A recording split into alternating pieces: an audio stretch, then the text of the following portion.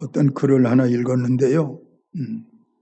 미국에서 어떤 마을에 개가 병을 뒤집어 쓰고 계속 돌아다닌다는 소문이 돌았습니다.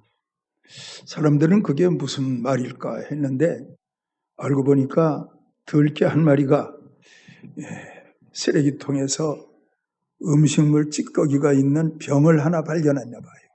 근데 그것을 먹기 위해서 그 병에다가 머리를 박아버린 거예요. 그리고 신나게 먹었겠지요. 근데 먹기 위해서 머리가 그 병 아구에 안 들어가는데도 그냥 들여밀고 먹었는데 다 먹고 난 다음에 머리가 병에서 안 빠지는 거예요. 그러니까 이 개가 계속 달리는 거예요. 달리면 이 병이 빠질까? 달려도 병은 안 빠지거든요. 사흘 동안을 계속 개가 돌아다니는데 나중에 마을 사람들이 보니까 사흘을 개가 돌아다니니까 숨도 제대로 못 쉬니까 또 이게 막혀 있으니까 다른 어떤 음식도 먹을 수 없잖아요. 그러니까 먹지를 못하니까 바싹 말라버린 거예요. 마을 사람들이 그 모습을 보면서 어떻게 하면 도울까 했는데 사람이 개를 잡을 수 있나요? 얼마나 빠른데. 동물원에 이야기를 했더니 동물원 직원이 와가지고 그 개를 잡아서 머리에 뒤집어 쓰고 있는 병을 빼주었대요. 그러니까 그 개가 그때부터는 새로운 삶이 시작된 거예요. 아마 여러분 같으면은 머리에 그런 것이 박혀 있으면은 뽑는 거, 빼내는 거 시간 문제일 거예요. 빼주라고 할 데 없으면 저한테 와요. 빼드릴 테니까. 근데 개는 그게 안 된단 말이에요. 마찬가지로 우리가 죄를 벗어버리는 것은 우리 개인의 힘으로 안 돼요. 예수님이 우리를 도와줘야 돼요. 우리가 부르는 찬송 가운데 죄에서 자유를 얻게 하면 보혈의 능력 찬송가가 있는데 우리가 십자가에서 못 박혀 죽으시고 사흘 만에 부활하신 예수 그리스도를 나의 구주로 영접하게 될 때 우리를 얽매인 모든 죄에서 자유함을 얻게 되는 것이고 그때부터 우리는 영적인 세계에 눈이 열리는 거예요. 그리고 어떤 일이 생기느냐? 형상을 회복하는 거예요. 형상을. 형상하면 눈에 보이는 형상만 있는 게 아니고 눈에 보이지 않는 형상도 있거든요. 아담을 흙으로 빚어 만드시고 선악과는 먹지 말고 생명과는 먹으라 말씀하셨는데 그 말씀 순종하지 않으니까 결국은 먹지 말아야 될 선악과를 먹어버렸어요. 이 선악과 먹기 전에는 그 아담이 그 코에 생기를 불어넣으니 생명이 된지라 생명으로 있었을 때는 동산에 거니시는 하나님의 음성을 들었어요. 생명으로 있었을 때는. 근데 선악과 따먹고 범죄한 다음부터는 하나님의 음성이 들리질 않아요. 선악과 먹으면 정령 죽으리라. 영원히 죽은 거예요. 선악과 먹기 전에는 생명, 살아있는 영혼인데 선악과 먹고 나니까 선악과 먹으면 정령, 영원히 죽은 거예요. 죽었으니 하나님의 음성을 들을 수가 있는가요? 하나님께서 아담과 하와를 에덴 동산에 살 자격을 상실했다 해서 동산 밖으로 쫓아내버리셨어요. 하나님의 음성을 듣지 못하니 동산 밖으로 쫓겨난 거예요. 선악과 먹은 죄 때문에.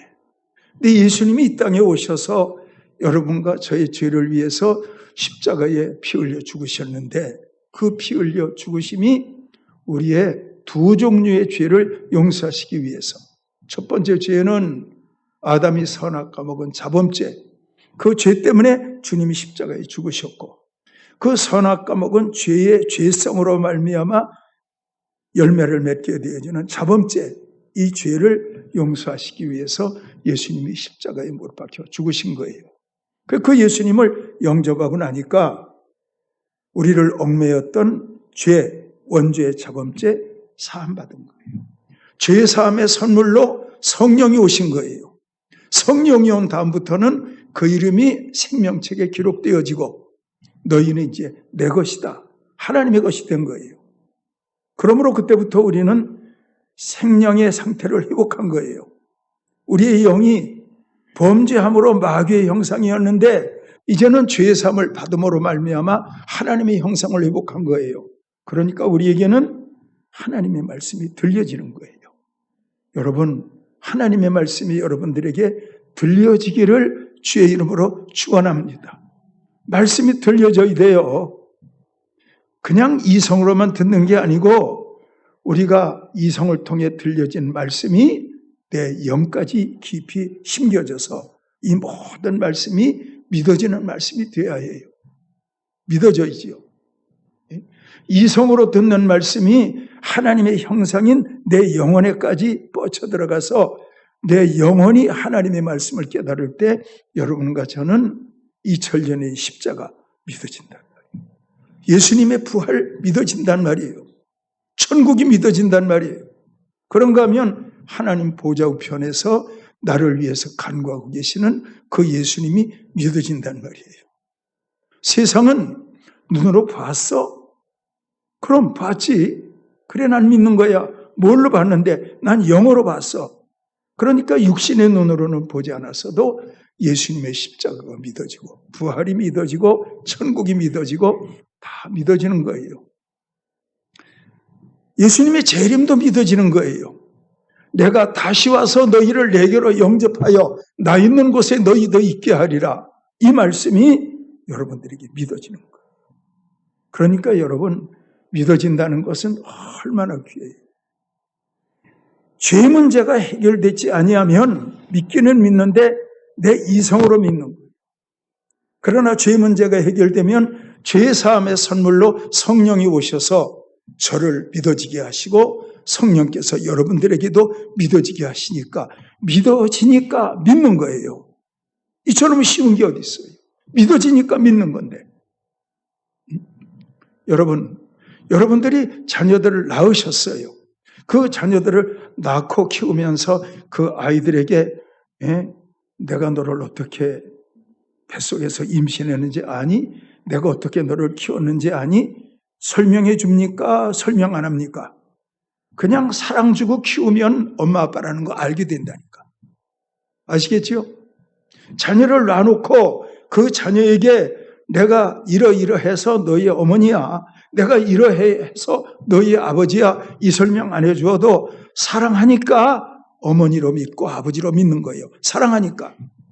마찬가지로 십자가에서 피 흘려 죽으시기까지 우리를 사랑하니까 그 사랑이 성령님의 은혜로 믿어지니까 우리는 하나님에 관한 모든 것이 다 믿어진 사람이 되는 거예요.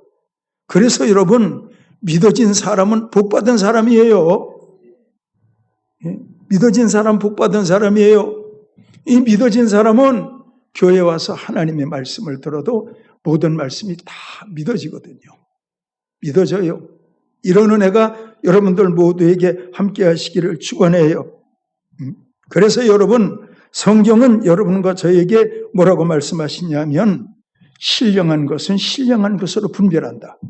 우리가 예수의 보혈로 죄사함 받고 성령 충만해지면 신령한 자. 강단에서 제가 십자가와 부활의 복음을 전하는데 이 복음은 신령한 거예요. 그러니까 성령으로 말미암아 신령한 여러분들이 될 때 강단에서 신령한 복음을 전하면 그 복음이 여러분들 모두에게 믿어지게 되는 거예요. 이런 믿어짐이 여러분들에게 항상 함께 하셔야 돼요. 고린도전서 2장 13절 14절에 기록되어 있는 말씀을 보면 우리가 이것을 말하거니와 사람의 지혜가 가르친 말로 아니하고 오직 성령께서 가르친 것으로 하니 영적인 것은 영적인 것으로 분별하느니라. 육에 속한 사람은 하나님의 성령의 일을 받지 아니하나니 이는 그것들이 그에게는 어리석게 보이며 또 그는 그것들을 알 수도 없나니 그러한 일은 영적으로 분별되기 때문이다. 영적으로. 그래서 여러분, 강단에서 똑같은 설교 말씀을 들어도 성령으로 충만한 사람은 그 말씀을 들으면서 영적으로 그 말씀을 깨닫고 받고, 그렇지 않으면 그 사람은 그냥 이성으로 받고 끝나요. 그럴 때 그게 돌밭이에요. 그게 길가밭이에요. 그게 가시떨기예요. 늘 성령 충만해서 강단에서 증거되는 말씀, 여러분들이 개인으로 읽는 말씀, 또 여러분들이 영상을 통해 보는 말씀, 이 보는 말씀, 이런 놀라운 말씀들이 성령으로 여러분들에게 깨달아지는 은혜가 있기를 축원합니다. 성령으로 여러분들에게 깨달아지는 은혜가 있기를 축원해요. 자, 보십시오.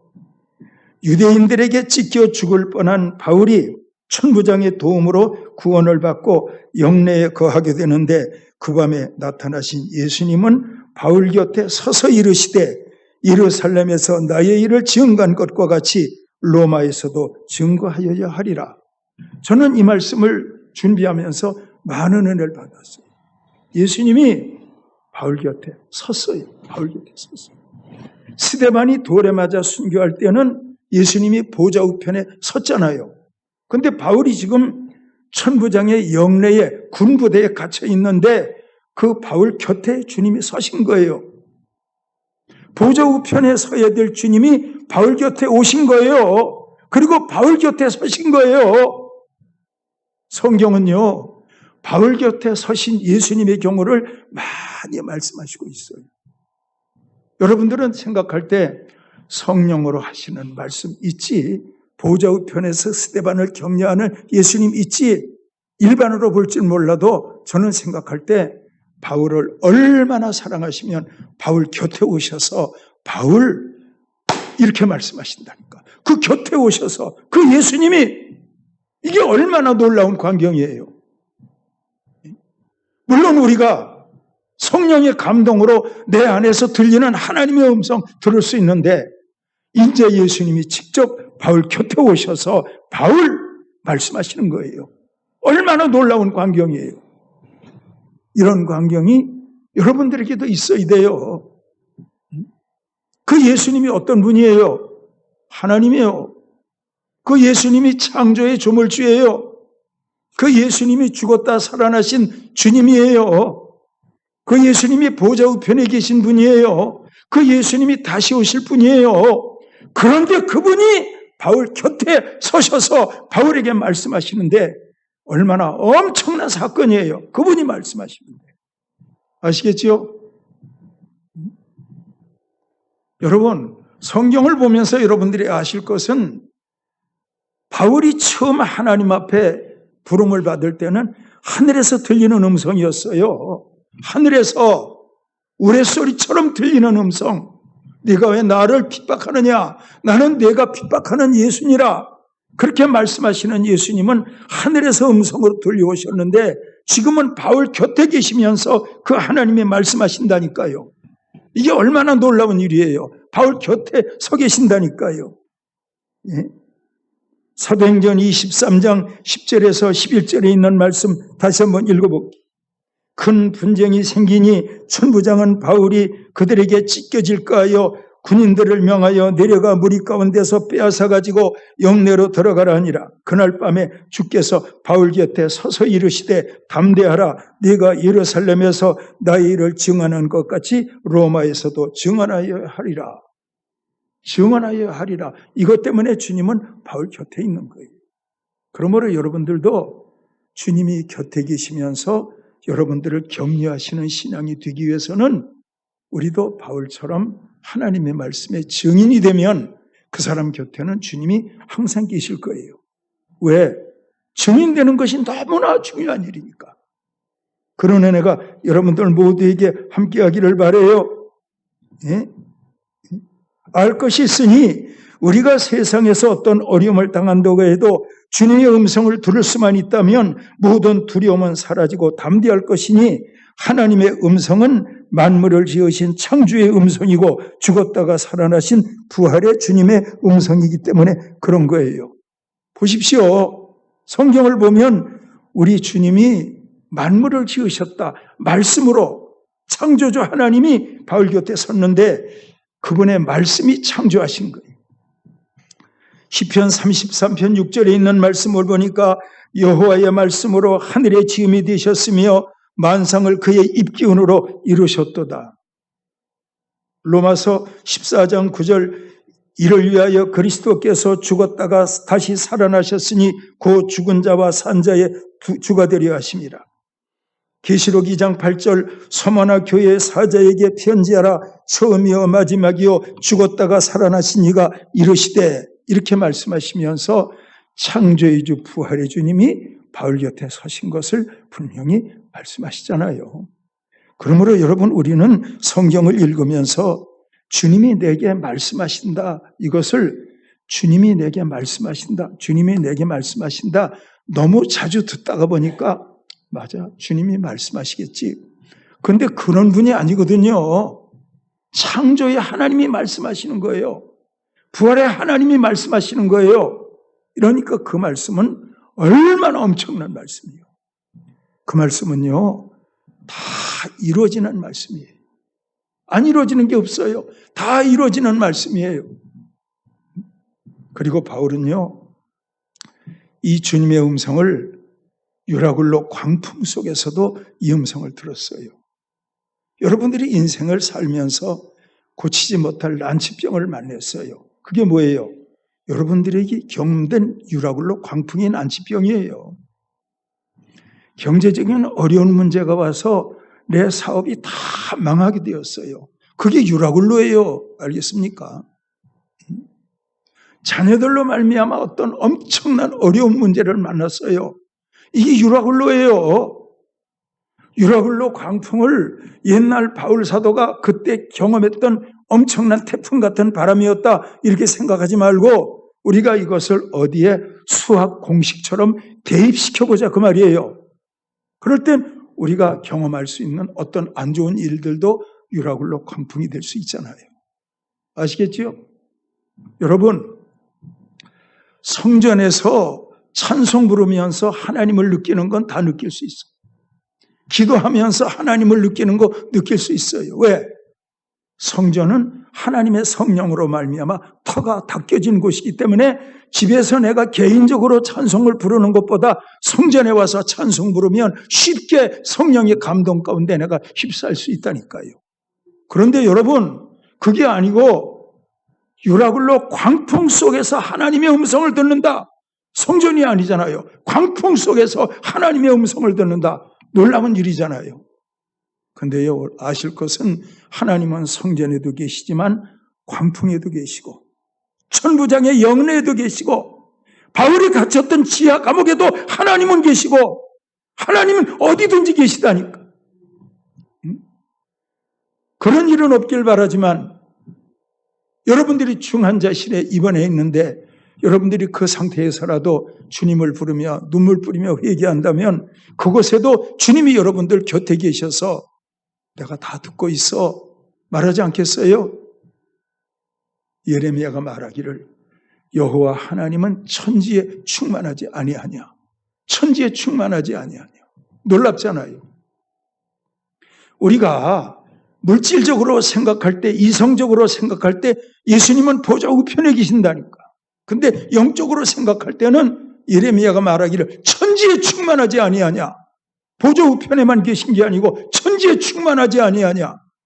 유라굴로 광풍 가운데도 계시고 천부장의 영내 가운데도 계시고 주님은 어디에나 계시고, 그러므로 내가 어떤 사람이냐에 따라서 주님은 내 곁에 계실 수 있고 보좌 우편에서 나를 응원하실 수도 있고, 그러므로 주님이 여러분들 항상 곁에 계시기를 주님의 이름으로 축원해요. 자, 보십시오.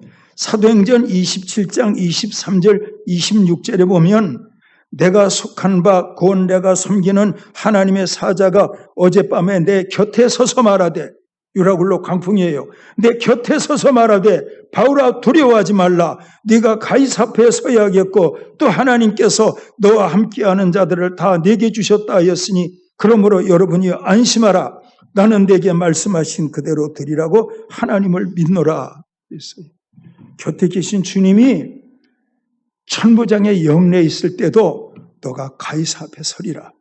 유라굴로 광풍에서도 하나님의 사자가 곁에 서서 너가 가이사 앞에 서리라. 이것이 얼마나 중요해요. 가이사 앞에 서리라. 이것 때문에 주님이 곁에 서셨다니까. 이것 때문에, 가이사 앞에 설 것 때문에. 그러므로 여러분, 우리가 기도할 제목은 하나님 저가 정인으로 살게 해 주옵소서. 그럴 때 하나님은 여러분들 멀리 있지 않고 여러분들 곁에 계시면서 여러분들에게 음성으로 들려주시고 여러분들을 위로하시고 은혜 주시고 함께 하시는 그런 하나님이 되시는 거예요. 예? 그런 하나님이 되시는 거예요. 여러분, 제가 말씀을 전하면서 한번 연구해 봤어요. 이 지금 읽고 있는 내용은 목자의 글에 나오는 내용인데 오늘 설교에 부합하기 때문에 제가 말씀드리는 거예요. 자, 한번 들어봐요. 가나안 땅에서 나그네로 살았던 아브라함의 가치는 내가 너로 큰 민족을 이루고 네게 복을 주어 네 이름을 창대하게 하리니 너는 복의 근원이 될지라. 아브라함에게 너는 복의 근원이 될지라. 이 말씀을 품고 아브라함이 평생 살았다니까. 너는 복의 근원이 될지라. 이 말씀을 품으니까 그는 하나님 앞에서 존귀한 자가 된 거예요. 말씀을 품으니까 존귀한 자가 된 거예요. 아시겠지요? 아브라함의 아들 이삭의 가치는 모리아 산에서 나타났는데 내가 네게 큰 복을 주고 네 씨가 번성하여 하늘의 별과 같고 땅의 모래와 같게 하리니 네 씨가 그 대적의 성문을 차지하리라. 이삭에게 말씀하신 거예요. 이삭이 이 말씀을 품으니까 이삭은 하나님 앞에서 존귀한 자가 된 거예요. 아시겠지요? 이삭의 아들 야곱의 가치는 여호와께서 그 위에 서서 이르시되 나는 여호와니 너의 조부 아브라함의 하나님이요 이삭의 하나님이라. 내가 누워있는 땅을 내와 너 제손에게 주리니. 이 말씀을 야곱이 품었더니 야곱 평생에 이 말씀 때문에 야곱은 존귀한 자가 됩니다. 아브라함이 품은 말씀 때문에 존귀한 자가 되고 이삭이 품은 말씀 때문에 존귀한 자가 되고 야곱이 품은 말씀 가운데 말씀 때문에 존귀한 자가 되는 거예요. 야곱의 아들 요셉의 가치는 뭐예요? 우리가 밭에서 곡식단을 묶더니 내 단은 일어서고 당신 단은 내 단을 둘러서서 절하되이다. 이 말씀을 품으니까 이 말씀 때문에 요셉은 존귀한 자가 되고 애굽에 가서 총리 대신 되는 거예요. 자, 저를 한번 따라해 봐요. 말씀을 품을 때 하나님 앞에 말씀 때문에 그 사람은 존귀한 자가 된다. 은과 금을 품는 게 아니라니까. 명예를 품는 게 아니라니까. 세상 것을 품는 게 아니라니까. 말씀을 품을 때 하나님 앞에 존귀한 자가 되는 거예요. 여러분, 베드로의 가치는 뭘까요? 베드로의 가치는 신앙 고백 후 나타났는데 내가 네게 이르노니 너는 베드로라. 내가 이 반석 위에 내 교회를 세우리니 음부의 권세가 이기지 못하리라. 이 말씀을 베드로가 품으니까 베드로 죽는 날까지 이 말씀 때문에 베드로는 존귀한 자가 되는 거예요. 아시겠지요? 바울의 가치는 뭐예요? 바울의 가치는 아나니아를 통해서 들었어요. 이 사람은 내 이름과 이방인과 임금들과 이스라엘 자손들에게 전하기 위하여 택한 나의 그릇이라. 이 말씀을 바울이 품으니까 바울은 이 말씀 때문에 존귀한 자가 되는 거예요. 여러분, 무엇인가를 품고 살아갈 수 있는 여러분들이 되어야 돼요. 아시겠지요? 옆 사람한테 인사해봐요. 말씀을 품으세요. 그래요. 말씀을 품으세요. 말씀을 품으세요. 그러면 아멘 그래야 되는데 난 지금 경제가 어려운데 돈을 품어야 되는데 말씀을 품어야지. 다시 한번 세게 해봐요. 말씀을 품으세요. 말씀이 육신이신 예수님을 품어야 돼. 그러면 여러분들은 존귀한 자가 되는 거예요. 그리고 여러분, 우리가 바울은 증인이 되리라, 가이사 앞에 서야 하리라, 이것 때문에 광풍 속에서도 건짐받는다니까. 증인이 되리라, 이걸 품으니까 광풍 속에서 건짐받는다니까. 그런 거 여러분, 우리가 베드로처럼 은과 금은 내게 없거니와 내게 있는 것으로 내게 주노니 나사렛 예수, 그걸 베드로가 품으니까 베드로는 천국 갈 때까지 존귀한 자가 되는 거예요. 자, 오늘 말씀 정리하겠습니다. 저를 한번 따라해봐요. 말씀을 품으면 하나님 앞에서 존귀한 자가. 노아도 방주를 만들라, 그 말씀 품었죠. 아브라함도 말씀, 이삭도 말씀 품었어요. 야곱도 말씀 품고, 요셉도 말씀 품고, 베드로도 말씀을 품었고, 바울도 자기를 향한 말씀을 품고 사니까 하나님이 그 사람 존귀하게 여기시다니까. 바로 이것이 뭐예요? 그 나라와 그 의가 이루어진 거예요. 모든 것들을 더하실 거예요. 하나님이 그 사람 존귀한 자로 여기실 거예요. 그런 은혜가 여러분들 모두에게 함께 하시기를 바랍니다. 그러므로 무엇을 품느냐가 여러분들의 가치요. 그래서 바울은 내가 질그릇 같은 몸에 보배를 가졌으니 이는 지극히 크신 이의 능력이 내게 있지 아니하고 하나님께로부터 온다. 그래서 말씀, 그리스도, 복음 이것을 보배로 나타낸 것을 볼 수가 있어요. 귀한 말씀 품고 살아가되 나를 향한 말씀은 무엇인가 깊이 기도하시고 그 말씀 품고 살아가고 가정도 말씀 품고 살아가고 가족도 사업도 말씀 품고 서게 될 때 말씀이 잘 되게 하시는 거예요. 천지는 없어져도 내 입에서 나가는 말은 없어지니 한다. 말씀을 품으면 말씀이 여러분들을 이루시게 하는 거예요. 그런 은혜가 여러분들 모두에게 세상 끝날까지 함께 하시기를 예수님의 이름으로 축원합니다. 기도하시겠습니다. 하나님 아버지, 아브라함도 품었던 말씀이 있고 이삭도 품었던 말씀이 있고 성경에 나와 있는 모든 믿음의 사람들은 하나님께서 그들에게 주셨던 언약의 말씀을 품었더니 그 시대에 하나님이 그들을 소중하게 여기셨던 것 볼 수가 있습니다. 증인이 되리라 이 말씀을 품었던 바울은 곁에 서신 예수님을 늘 경험하면서 사는 자가 되어집니다. 우리도 자기를 향한 말씀 품게 하옵소서, 복음을 품게 하옵소서, 십자가를 품게 하옵소서, 부활을 품게 하옵소서, 성령 충만하게 하옵소서. 예수님의 이름으로 간절히 기도하옵나이다. 아멘.